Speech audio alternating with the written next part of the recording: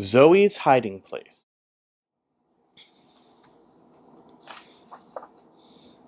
I think this is Zoe's house. We're going to see in a second. God is our refuge and strength, always ready to help in times of trouble. Psalm 46:1. The sun extended its morning glow to a light blue bungalow in Mulberry Meadow. "Zoe," called Mama, "it's time for breakfast." Zoe Mouse peeked out from under her purple patchwork quilt. "This is my favorite place to hide. I feel so safe and cozy. No worries here." "Zoe," Mama called again, "it's time for breakfast." Finally, she jumped out of bed, dressed, and smoothed her long pink tail. Then, collecting her backpack and her favorite book of fairy tales, she pattered down the hallway as quiet as a mouse to join Papa, Mama, and baby Zach. "Good morning," she beamed. "Good morning, Zoe," replied Papa. Zoe hopped onto her stool and started to eat her breakfast bowl of nuts and fruit. Mama noticed Zoe's fairy tale book peeking out of the backpack and said, "Remember to tuck that book away when you arrive at school. Miss Minnick deserves your full attention." Zoe replied, "I will, Mama. I better go. I'll see you this afternoon."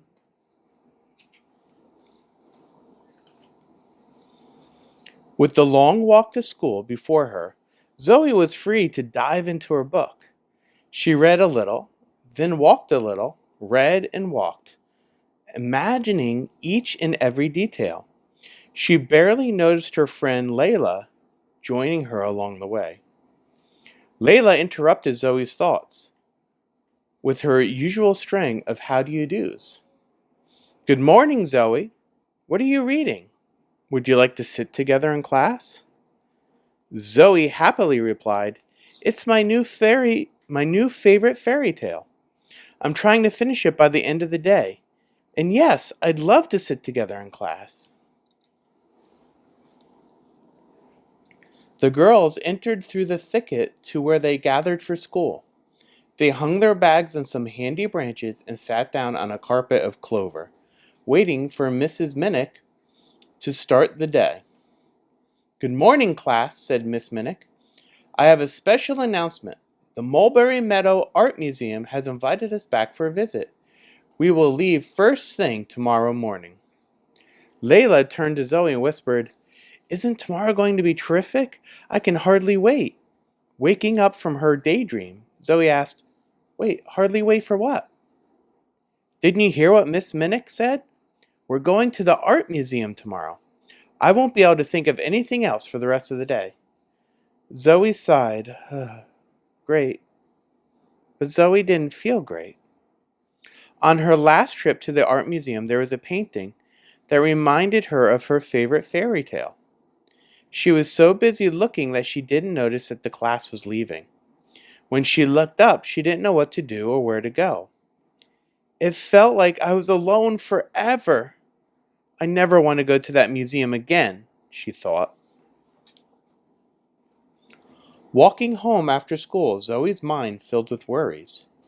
She tried to read her favorite fairy tale book, but thoughts of lonely rooms and scary pictures filled her mind.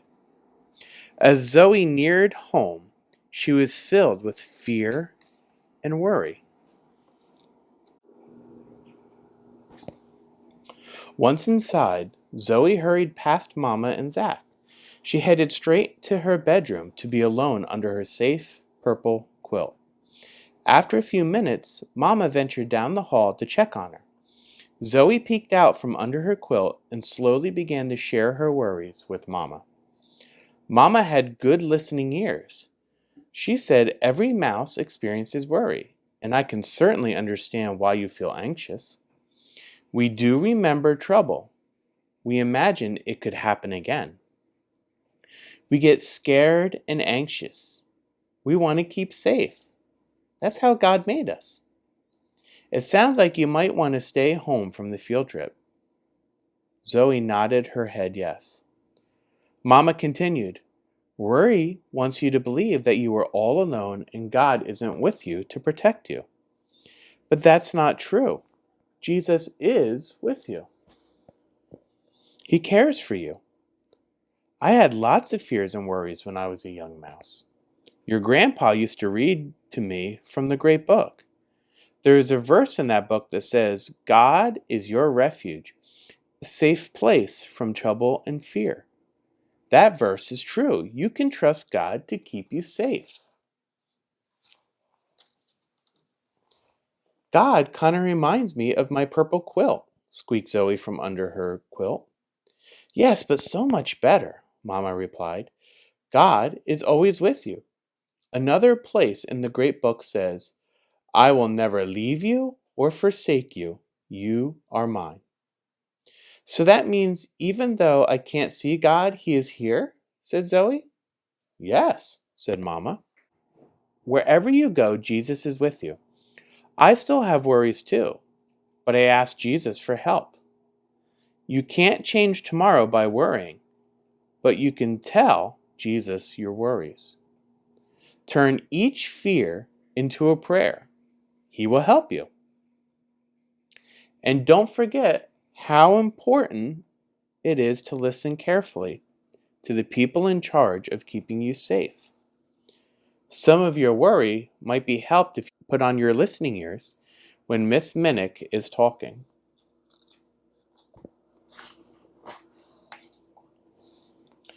The next day, Zoe awoke. During the night, scary thoughts had filled her mind, but Zoe remembered her talk with her mom. Jesus is with me. Jesus wants to help. Zoe prayed, "Jesus, I know I have trouble listening and paying attention. I'm worried that today at the museum, I will not listen and get lost. I'm so afraid. Please help me." As Zoe was leaving for school, Papa gave her a slip of paper with words from the great book. She took that verse into her pocket. "The Lord is near. Do not be anxious. Love, Papa." Papa gave her a kiss and reminded her, "Pull it out and read it when you feel afraid." On the path to school, instead of worrying, Zoe noticed how many shades of green were in God's world. And she didn't feel so alone. She knew that God was with her, and she felt His peace. Suddenly, Lele ran up exclaiming, "Off we go! I'm so excited! I could hardly sleep last night." She took Zoe's hand, and together they ran the rest of the way to school and fell into line with the rest of the class, already waiting to leave for the Mulberry Meadow Art Museum.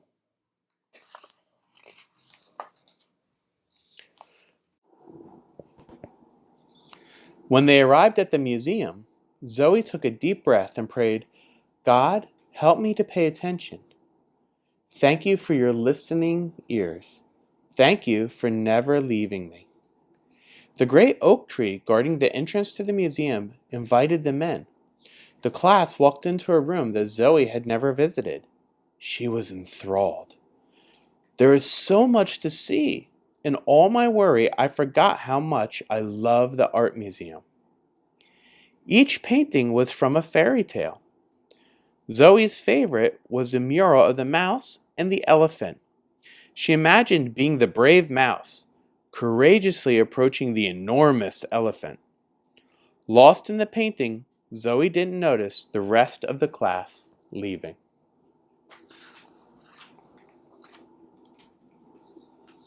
Suddenly, Zoe looked around. "No one is here. The class is gone. I am all alone. What should I do?" Zoe remembered.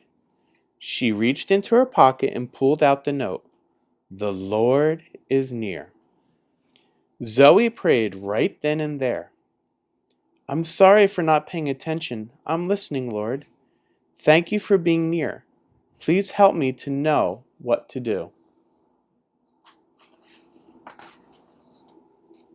Then she remembered that all she had to do was find the great oak at the beginning of the meadow. She walked out of the gallery and saw the great oak in her class in the distance. As she ran toward them, she heard her friends laughing and talking as they ate lunch under the tree.